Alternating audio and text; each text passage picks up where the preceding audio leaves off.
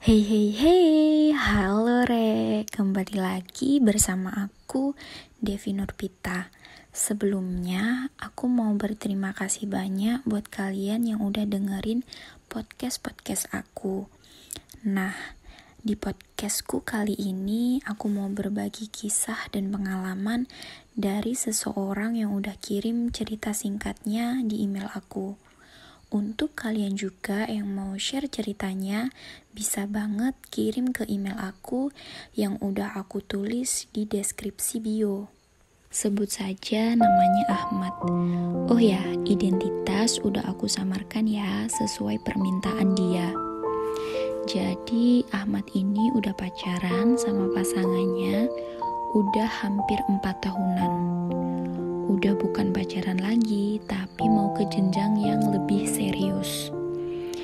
Dan mereka sudah sama-sama kenal dengan pihak keluarga satu sama lain. Sering juga hangout bareng keluarganya. Apalagi emang pacarannya udah dari zaman SMA. Jadi kemana-mana selalu bareng. Hubungan yang dipertahankan selama kurang lebih 4 tahunan, gak mungkin dong gak ada masalah. Pasti semua itu udah dirasain. Tapi bukan dari masalahnya, tapi dari bagaimana mereka menyelesaikan masalahnya dan tetap mempertahankan hubungannya. Bukan malah bosan atau capek dan akhirnya mencari yang lain. Ahmad cerita kalau dia berencana untuk melamar pasangannya. Tapi tanpa diketahui pasangannya udah dilamar oleh pria lain. Dan di situ Ahmad bingung dong, karena hubungannya yang adem ayem, gak ada masalah akhir-akhir ini, tapi tiba-tiba ada pria lain yang melamar pasangannya. Dan sebenarnya di hari yang sama, si Ahmad juga berencana melamar si pasangannya. Duh, untung aja gak barengan ya. Tapi kasihan juga. Dan kagetnya lagi, lamaran dari pria lain itu diterima oleh pasangannya. Ini kali ya yang namanya jagain jodoh orang.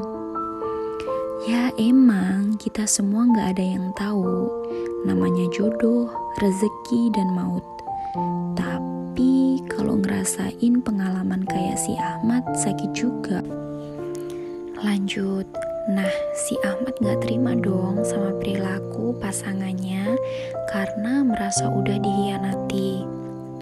Lalu Ahmad tanya nih sama pasangannya, mantannya, ternyata perencanaan dia dilamar oleh pria lain emang udah disetujuinnya dan juga oleh pihak keluarga. Tapi si cewek nih takut dan bingung mau bilang sama si Ahmad. Tapi lebih sakit kalau tahu dari orang lain. Kalau kalian sendiri gimana? Lebih pilih sakit karena kejujuran atau bahagia sesaat karena kebohongan? Kalau si cewek ini masih ada hubungan sama Ahmad, tapi nerima lamaran orang lain, berarti gimana ya? Padahal Ahmad juga gak gantung hubungannya, tapi emang udah ada kejelasan juga. Nah, setelah si cewek jelasin semua alasannya sama si Ahmad, lalu Ahmad menerimanya dengan rasa berat hati. Alasannya sih gak dibilang sama si Ahmad. Intinya Ahmad udah ikhlas atas semua perilaku si ceweknya. Ceritanya gak selesai sampai di situ ya, Rek. Akhirnya Ahmad pergi dari kotanya dan mencari kerja di luar kota. Biar gak sering ketemu sama si mantannya, karena mereka ini emang satu kota. 1 tahun berpisah tanpa tahu kondisi si mantannya. Tiba-tiba salah satu teman Ahmad kasih kabar kalau mantannya gak jadi nikah. Aduh, gimana ya? Nah, karena ada suatu hal di situ, bukannya Ahmad seneng atau mau cepet-cepet lamar si mantannya, enggak sama sekali.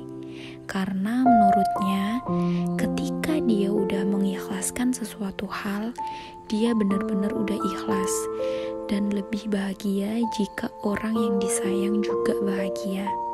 Ya emang itu berat dan gak semua orang kayak gitu. Gak munafik ya, namanya kita udah sayang. Terkadang kita ingin memiliki. Di sini kan case-nya beda.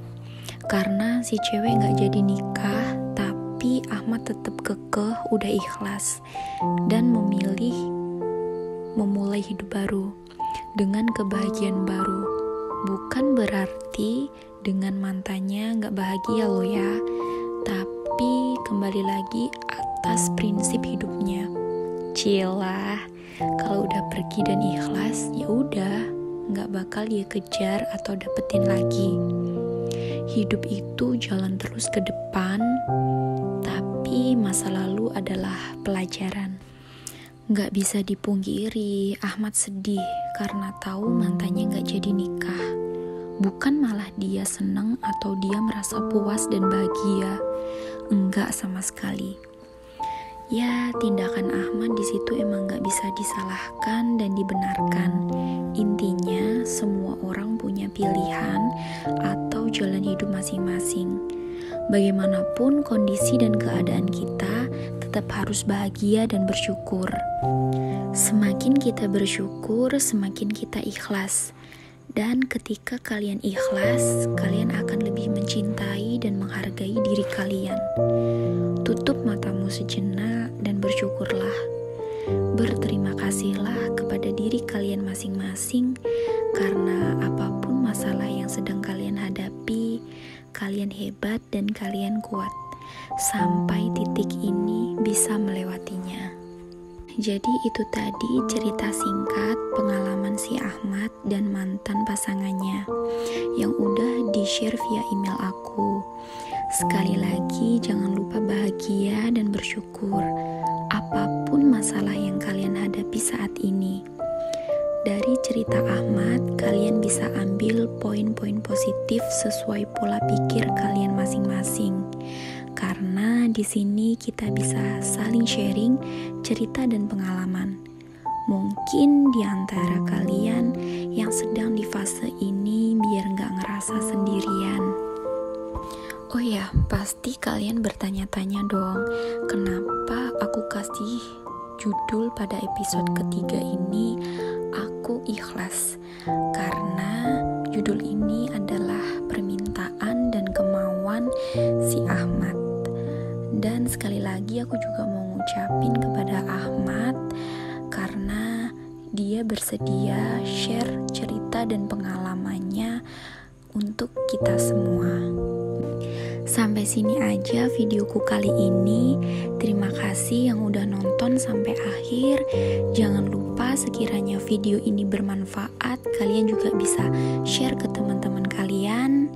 Dan tunggu di video berikutnya. Bye-bye semuanya.